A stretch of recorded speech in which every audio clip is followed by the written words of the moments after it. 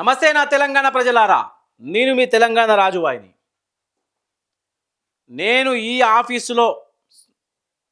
ఈ ఆఫీసులో చేరినప్పటి నుంచి మొత్తుకుంటున్నా ఒకటే మాట. నాకు నెల నెల జీతం పడ్డప్పుడు ఊరికే ఉండకుండా మనకు కొంచెం దురద ఎక్కువ, కొంచెం పోకడ ఎక్కువ. జీతం పడ్డప్పుడు అలా ఓ 3,000 ఖర్చు పెట్టుకొని ఒక్కొక్క ఊరికి పోతున్నాను అన్నమాట. ఎందుకంటే మీరే అన్నారు తెలంగాణ రాజుబాయ్ ఎప్పుడు నిజాలు చెప్తారు కదా అని చెప్పి. మరి నిజాలు చెప్పాలంటే ఫస్ట్ ఊర్లలో పోయి నిజాలు కనుక్కోవాలి. ఈడ ఉంటే హైదరాబాద్లో ఉంటే ఏం ఏం తెలుస్తుందయ్యా?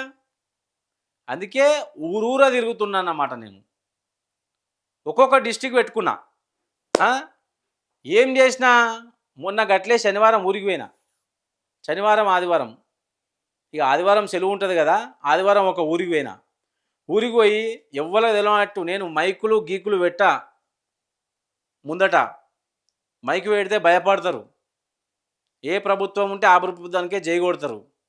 అట్లా అందుకే మైకులు పెట్టకుండా వాళ్ళ కొడుకులాగానో వాళ్ళ తమ్మిని కొడుకులాగానో లేకుంటే తాత ఏం చేస్తున్నవే ఇట్లాంటి ముచ్చట్లు కలుపుకుంటా మాట్లాడతా. గట్లా మాట్లాడంగా ఒక వీడియో అయితే దొరికింది. ఇగో చూడురు. ఇది రియల్. ఇగో నేనే ఇట్లా మంచి పని చేస్తున్నారే. రేవంత్ రెడ్డి ప్రభుత్వం ఎట్లుంది? కేసీఆర్ మంచిగా ఉందా?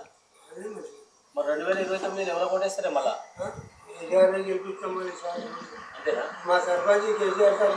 కేసీఆర్ ఏం చేసినారే? అన్నంటే అవునా చెప్పు. ఉచిత బస్సులు కరెంటు బిల్లు మాఫ్ చేసిన ఒకటే. ఏం చెప్తాడు ఇంతవరకు ఒక సుక్క నీళ్ళు కాలువలు ప్రతి ఒక్కరు మేము సెల్లు నిన్ను వీడియో కాకా బర్లకాయకురా ఎగల పండకురా కాకా డబ్బులు నేను పెట్టుకుంటా చెప్తాడు. యూరియా బస్సులు అంటే ఆన్లైన్ లో బుక్ చేసుకురా చేసుకుంటారు. ఇది నేనే. ఇగో కూర్చున్నది. ఇగో ఈ తాత, పాపం తాత కూర్చున్నాడు. తాత ముఖం 6,000 10,000 ఎట్లా రైతు సాగు రైతు అయింది. గుడి చేస్తారని రైతు తెచ్చుకోవాలి 10,000 పెట్టి 10,000 పండించిన పంట పైసలు ఇవ్వాలి, అవి తెచ్చుకోవాలి. ఇంట్లో వేసుకుంటే గడ్డ కట్టిపోతాయి, కాలం లేదు, అట్టే పోతాయి.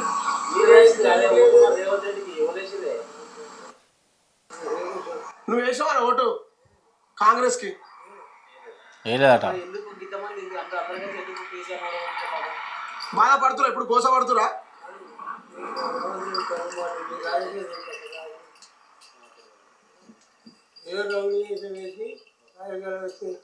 అంటే మోసపోయి కోసపడుతున్నారు. మళ్ళీ కేసీఆర్ రావాలంట. రైట్, మీకోసమైనా మళ్ళీ కేసీఆర్ తెచ్చుకున్నాం మనం. మొన్న ఏమంటారు తెలుసా?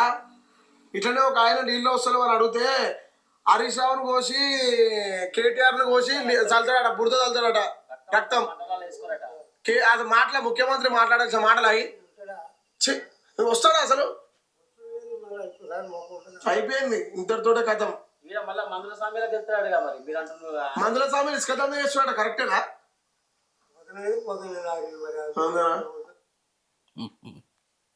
విన్నారే తాత మాటలు?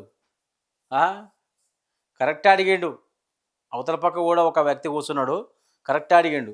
కేసీఆర్ ఏం చేసిండంటే, కేసీఆర్ మస్తు చేసిండు, మరి రేవంత్ రెడ్డి ఏం చేసిండు అంటే, ఏం చేసిండు ఆ ఫ్రీ బస్ ఒకటి పెట్టిండు, అది కూడా ఆగం పరిస్థితిలో ఉందని చెప్తుండు. అంటే ప్రజలారా, నేను బీఆర్ఎస్ను లేపనీకో లేకుంటే కాంగ్రెస్ను పంచనీకో కాదు, మీకు నిజాలు తెలవాలి. ఎప్పుడైతే కాంగ్రెస్ ప్రభుత్వము ఎలక్షన్ల ముందట 6 గ్యారంటీల అబద్ధాలు అందంగా ఆడి ప్రజలను మోసం చేసిందో, ఆ నిజాలు మీకు తెలంగాణ ప్రజలకు చెప్పనీకే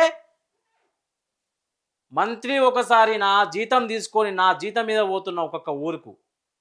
ఇది నేనే ఒక్కొక్క ఊర్లో ఛాయలు దాక్కుంటునో లేకుంటే అనుకోవచ్చు మీరు, ఏంది ఆ కళ్ళు కంపౌండ్లో కూర్చొని తాగుతావారా అని చెప్పి.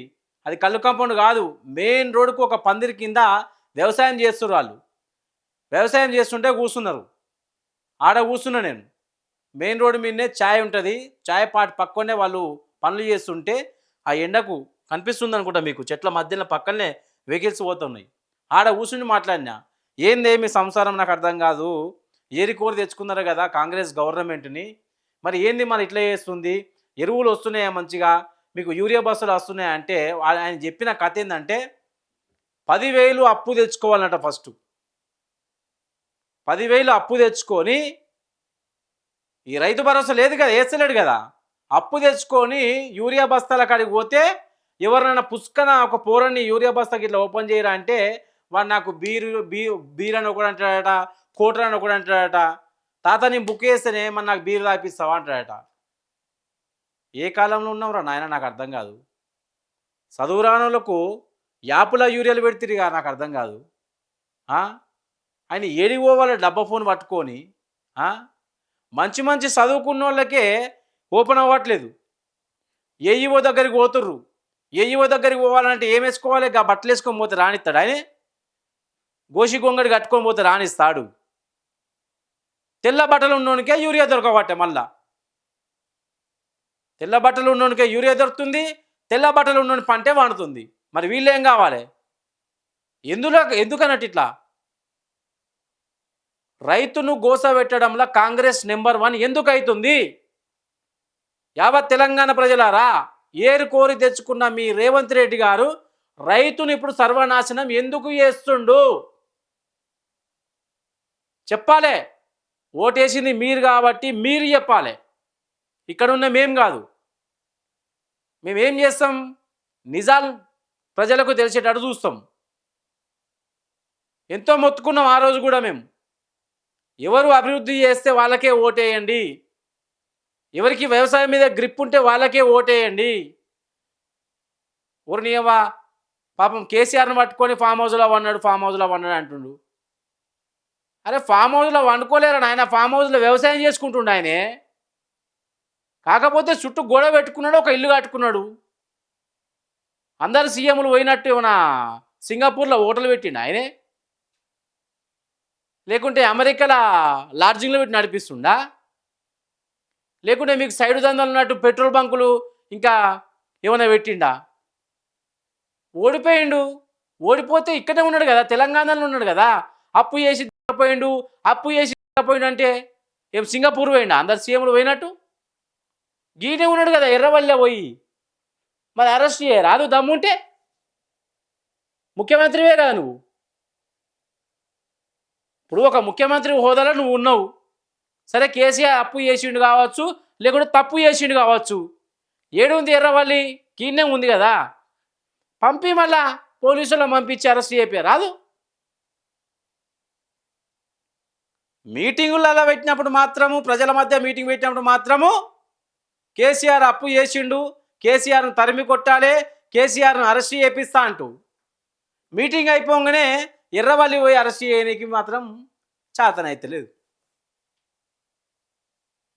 సరే అది ఇసిపెట్టు, మాట్లాడుకుంటూ పోతే ఇక నాకు 24 గంటలు మాట్లాడబోద్ది అవుతుంది నాకు. నాతో నచ్చిన పరిచయనే ఇది. సరే మనం మ్యాటర్కి వద్దాం. మనమైతే ఈ తాత కుల్ల ఎడుతుండు, ఆడ కూర్చున్నా, నాకు ఏడుపు వచ్చింది. అయ్యా నా డబ్బా ఫోన్ పట్టుకొని నేను ఎవరి దగ్గరికి పోవాలి, నాకు ఎరువులు ఎట్లా రావాలి, నాకు యూరియా ఎట్లా రావాలి, ఎవరి దగ్గరికి పోయినా బిర్యానీ అడుగుతుర్రు బుక్ చేయరా అంటే ఏఈఓ దగ్గరికి వేస్తే వాడు దగ్గర కూడా రాణిస్తలేడు.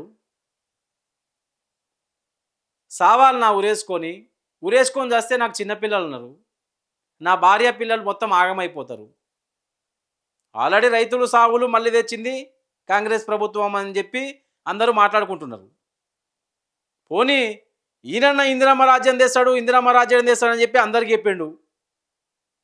ఇందిరమ్మ రాజ్యం తెచ్చిండు, మళ్ళీ ఇండ్లు కూలుస్తుండు, మళ్ళీ రైతులను చంపుతుండు.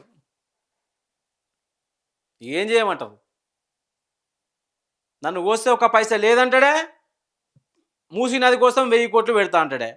నన్ను కోస్తే ఒక్క పైసా లేదంటాడే, 73 సార్లు ఢిల్లీకి పోతాడే. నన్ను కోస్తే ₹1 లేదంటాడే, శివుని టెంపుల్ కడతా, నేను గాంధీజీ విగ్రహం పెడతా, ఎన్టీఆర్ విగ్రహం పెడతా, ఆ విగ్రహం పెడతా. విగ్రహాలకు పైసలు ఎక్కడికి వచ్చినాయి తండ్రి, నీ కాలు మొక్తా? అయ్యా విగ్రహాలకు పైసలు ఎక్కడికి వెళ్ళి వస్తున్నాయి? ఎన్టీ రామారావు విగ్రహం ఏమో బంగారు పూతలు పెట్టి బగ బగ బగ బగ బగ బెరిసినట్టు పెట్టినవు. అదే మన సెక్రటేరియట్ల తెలంగాణ తల్లిని మొత్తం నగలని తీసేసి ముండమోపిలాగా పెట్టినవు. కాంగ్రెస్ ప్రభుత్వానికి యావత్ తెలంగాణ ప్రజలు వీళ్ళు రూపాయి ఇస్తే మీరు రెండు రూపాయలు ఇస్తారని చెప్పి ఓట్లు వేసారు. అయితే 2 రూపాయలన్నీ ఇయ్యిరి, లేదంటే ఇక మా వల్ల కాదు 2028లో మీ ఇష్టం ఉన్నోనికి ఓట్లు వేసుకోమని చెప్పురి. మీరు గిట్లనే రైతులను గోసలు పెట్టినా, నిరుద్యోగులను గోసపెట్టినా, రిటైర్డ్ ఉద్యోగులను గోసపెట్టినా, గురుకుల పిల్లల్ని గోసపెట్టినా, ఇంకా చాలామంది ఉన్నారు పాపం, ఇక చెప్పుకుంటే సిగ్గుచేటు. కానీ మీరు ఇంతమందిని మాత్రం గోస పెడతా అంటే అయ్యా దొర 2029లో ఒక పాట వాడినా నేను, రేవంత్ రెడ్డి గారే రాసుకున్నాడు అని చెప్పి ఒక పాట వాడినా. ఆ పాట అయితే మన ఛానల్లో ఉంటుంది, ఒకసారి చూడురి. ఏమండి 2029లో రేవంత్ రెడ్డి గారు పాట అని చెప్పి కొట్టండి, వస్తుంది. ఏం పాటనో తెలుసా? ఏమున్నదక్కో ఏమున్నదక్క, ముల్లే చదురుకున్నా మూట చదురుకున్నా, కొండారెడ్డి పల్లెకు వెళ్ళిపోతున్నాను. ఏమున్నదక్కో ఓ ఏమున్నదక్క, ఢిల్లీ పాద పూజ చేసిన, గల్లీ నుంచి నేను వచ్చిన, ఢిల్లీ పాద పూజ చేసిన, తెలంగాణనైతే ముంచదా అని చెప్పి ఒక పాట వాడినా. పాట గుర్తుకొస్తలేదు, ఆ పాట ఇన్నూరు ఒకసారి, బాగుంటుంది. అంతవరకు చూస్తూనే ఉండురి మా మ్యాక్స్ న్యూస్ తెలంగాణ, ఎల్లప్పుడూ ప్రజల పక్షాననే. జై తెలంగాణ.